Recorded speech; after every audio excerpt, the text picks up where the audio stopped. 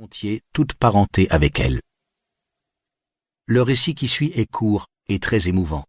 Je l'ai lu à 2 reprises, d'un seul trait, incapable de m'en arracher tant il est envoûtant. Vers le milieu de ce récit, Victor nous parle de sa philosophie et de la logothérapie. Il nous la présente avec une telle discrétion que ce n'est qu'après avoir fini le livre que le lecteur comprend que l'ouvrage est beaucoup plus qu'un témoignage sur l'inhumanité des camps de concentration. Le lecteur apprend beaucoup par cette autobiographie. Il apprend comment réagit un être humain lorsqu'il se rend soudain compte qu'il n'a rien à perdre. La description que nous donne Frankl de ce mélange d'émotions et d'apathie caractérisant l'attitude du prisonnier est saisissante. Ce dernier manifeste d'abord une curiosité froide et détachée, puis il a recours à des stratagèmes et à des expédients afin de préserver la pauvre existence qui lui reste. Il sait que ses chances de survie ne sont pas très élevées.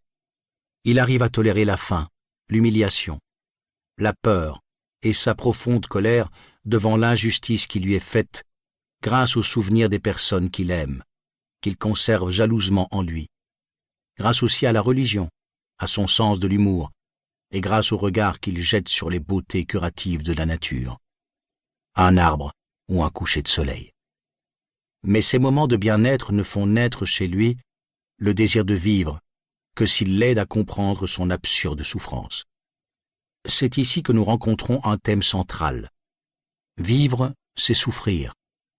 Survivre, c'est trouver un sens à sa souffrance. Mais personne ne peut communiquer ce sens à quelqu'un d'autre.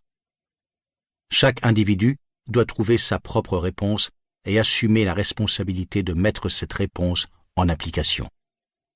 S'il réussit, il continuera à évoluer en dépit de toutes les injustices qui lui sont faites.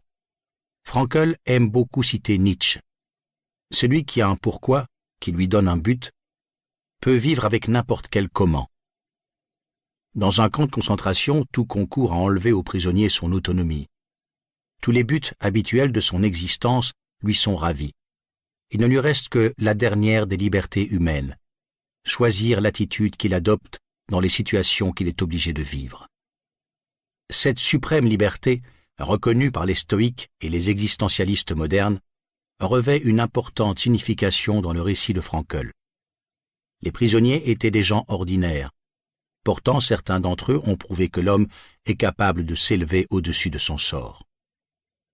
En tant que psychothérapeute, l'auteur, bien sûr, s'interroge sur la manière d'aider les hommes à acquérir cette capacité humaine essentielle.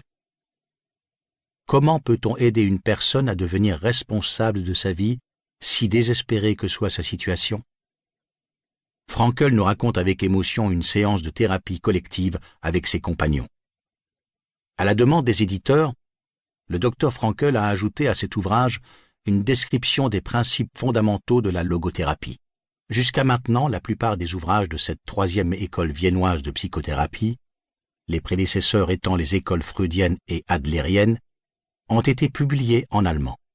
Le lecteur appréciera donc ce supplément ajouté par le docteur Frankl à son récit personnel.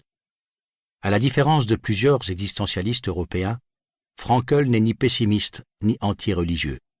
Cet écrivain qui fait pleinement face à l'ubiquité de la souffrance et aux forces du mal reste au contraire optimiste face à la capacité de l'homme de transcender sa situation et de découvrir la voie qui va le guider.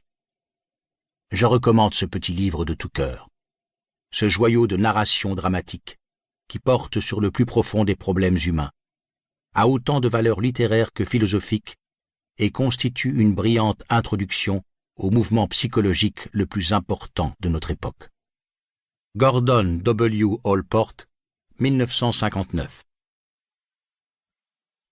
Préface de Gabriel Marcel.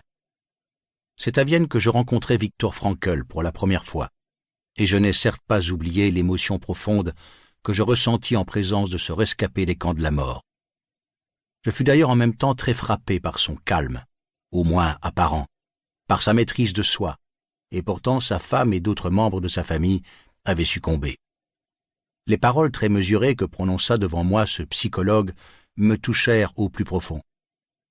J'avais le sentiment d'être en présence d'un envoyé venu d'un autre monde, un émissaire, pour reprendre le titre d'une œuvre alors en cours. et que je ne devais... Livre audio complet gratuit disponible en description de cette vidéo.